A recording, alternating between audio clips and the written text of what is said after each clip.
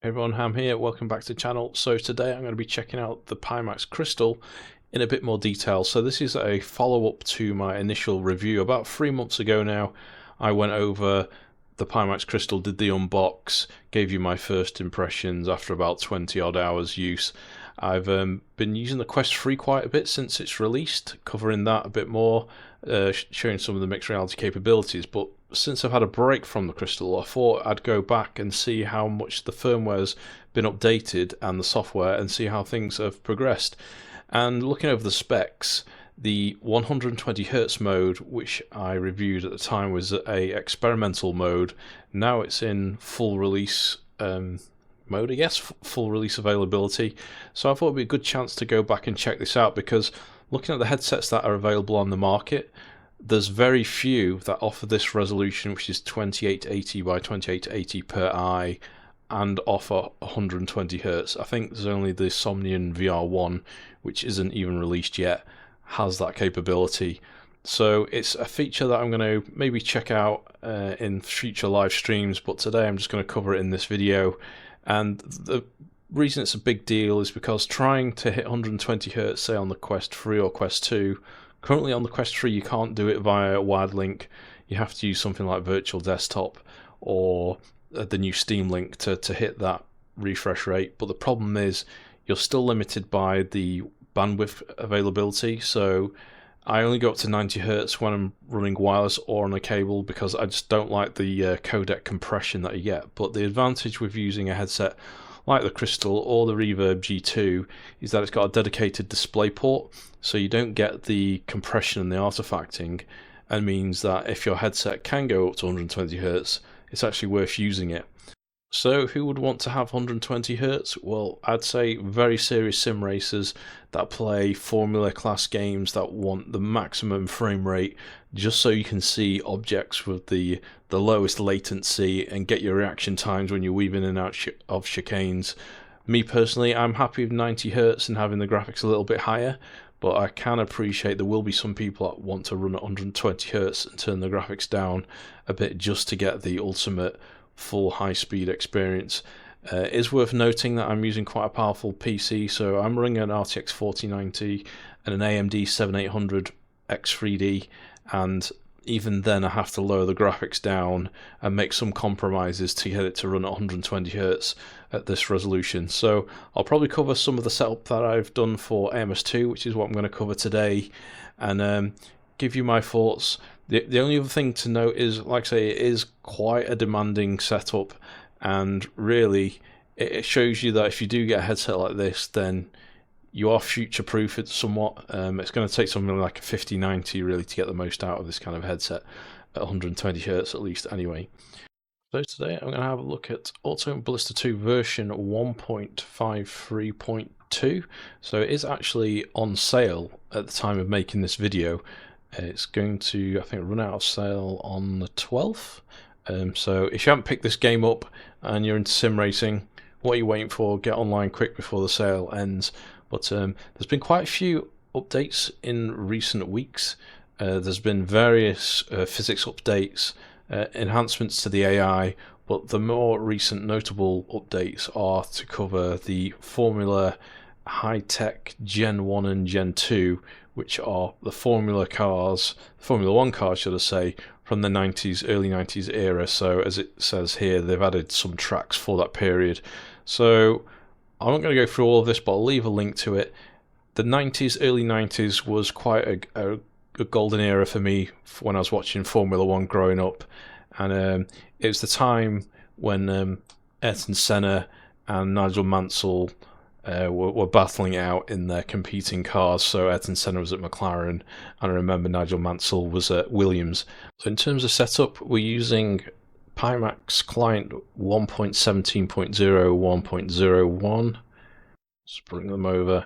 We've got it on 120Hz mode, and eye tracking is enabled, although it doesn't actually get used for Auto Ballista 2. And we've got it on maximum render quality, foveated rendering off. We can do foveated rendering via the OpenXR toolkit if we so wish, but we've got it turned off for this demo.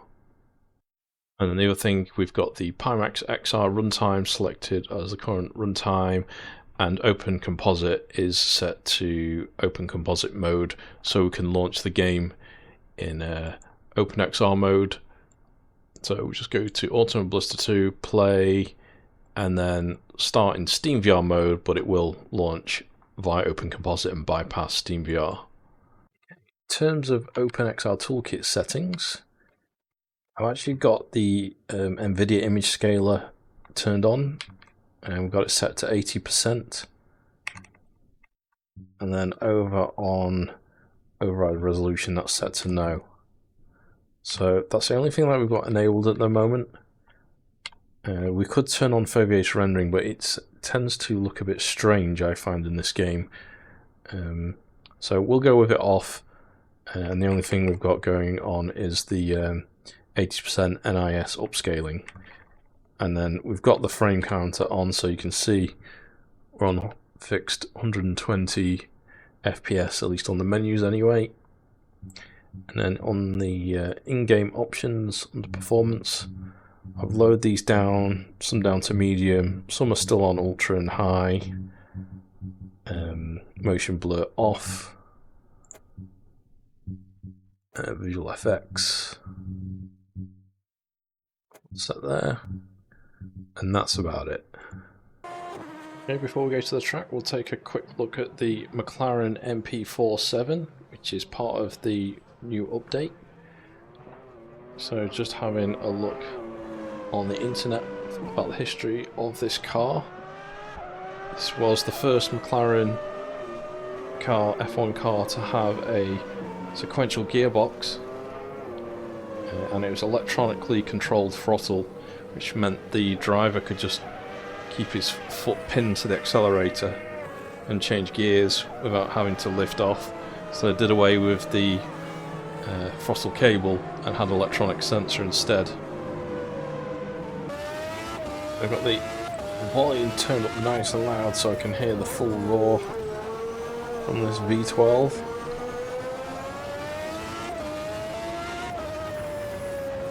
My goodness. This looks good on these settings. Oh, it's obviously buttery smooth. 120 FPS.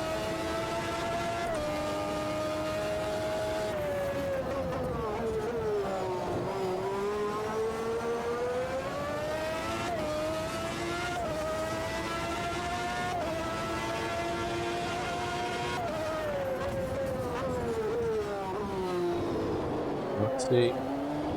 One of the Benettons behind me. Let's pick up the pace a bit. So when I'm on my own, I'm definitely locked to 120 FPS. When I encounter cars, it does slow down a little to about 116, so might need a bit more tweaking. Stock setup. Let the AI go past me, follow their line, and give me a bit of a tow.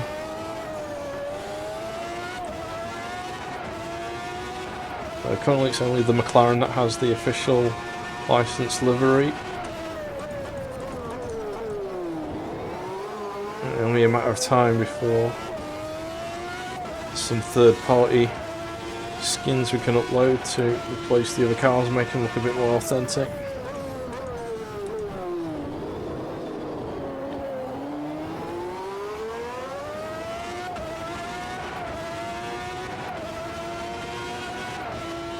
Sounds so good. I'm gonna have to keep the replay file and see what these sound like as they drive past. Sparks coming off the Benetton in front. He's pitting in.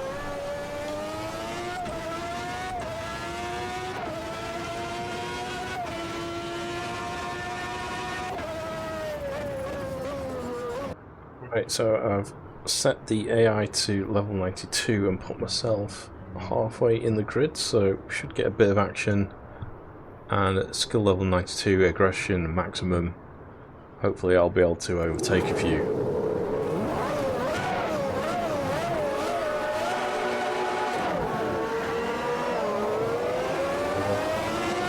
Wobbly start there.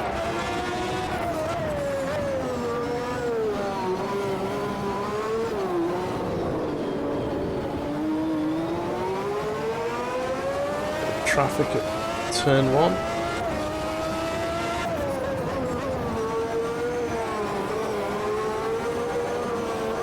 Distance a little bit. Some of the tyres have warmed up.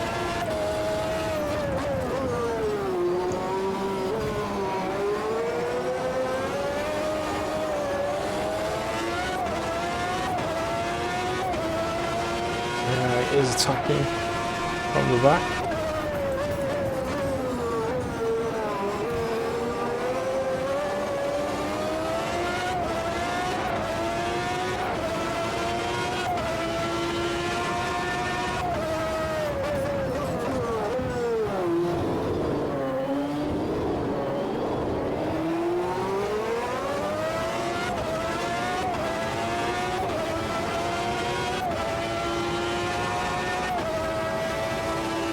Slipstream here,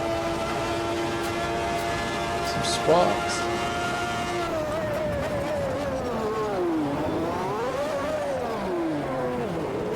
Smash. Okay, that was the Pimax Crystal running 120Hz mode on Auto and Bliss 2. Overall, I'm really impressed, and I think someone that races Formula 1 in particular with high velocity sim racing will really appreciate this mode. Just keep in mind you're going to need a really beefy PC to make the most of it. Even my current setup with a 4090 and a 7800 X3D isn't able to run this at high settings. So if you were to invest in one of these, then I'd say you're good for the next gen of GPU to get the most out of this resolution and refresh rate. And it is a definite step up from using a DisplayPort connection versus a wired link like on the Quest setup. Alright, that's it from the video. Don't forget, if you enjoyed it, leave a thumbs up. I'll see you in the next one.